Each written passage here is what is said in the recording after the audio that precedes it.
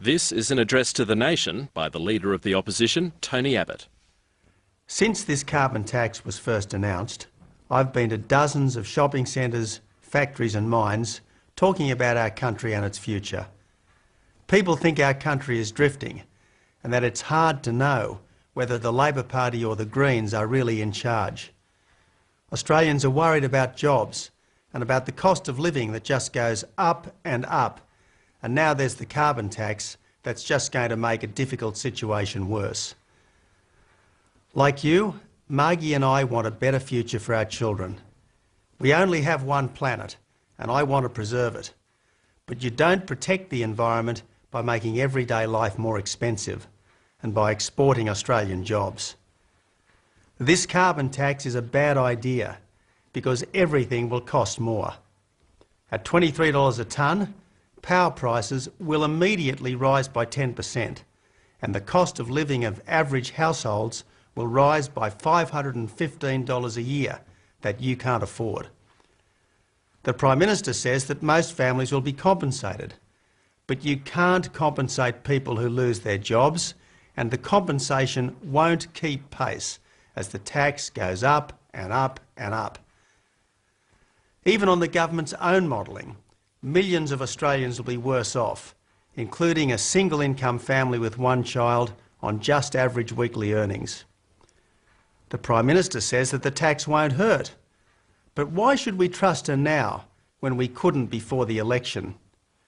Why should we trust the Prime Minister to stand up to the Greens in the future when she can't stand up to them now? Why should we trust this government with a new tax when we know where it will all end? With more spending, more waste and more spin. So I say no to a carbon tax because I say yes to manufacturing in Australia and yes to affordable electricity and transport. The whole point of this carbon tax is to make coal, gas and oil more expensive. The price signal won't work if the price isn't high. The tax doesn't work if it doesn't hurt. It has to make turning on your heaters more expensive and make using transport more expensive to work. Under a carbon tax, Australians won't use less steel, less aluminium and cement. We'll just import them from countries without a carbon tax and without any plan to reduce their own emissions. The world's emissions won't change at all, but Australia will have fewer jobs because there's no such thing as a solar-powered steel mill, a wind-driven motor manufacturing plant, an electric passenger plane or cheap baseload power other than from coal or gas. I think Australia needs a new plan, not a new tax. The Coalition's plan to cut emissions means more trees, better soil and smarter technology.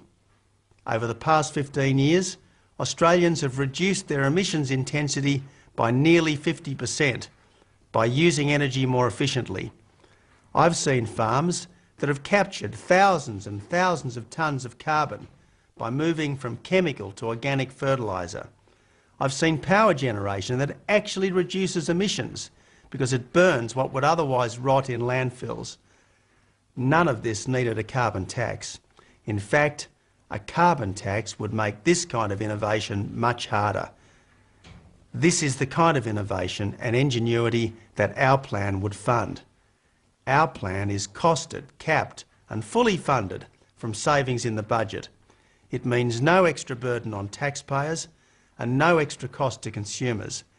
It's not a tax policy pretending to be an environment policy.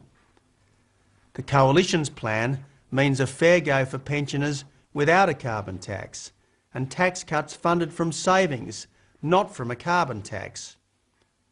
Australians want less tax, not more. And they want incentives, not penalties from their government.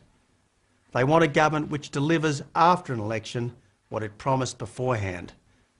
We will deliver the hope, reward and opportunity that good government fosters. That's why there should be no carbon tax, why the Australian people are entitled to a vote, and why the next election will be a referendum on this bad tax based on a lie. Together, we can fight this tax before it becomes law.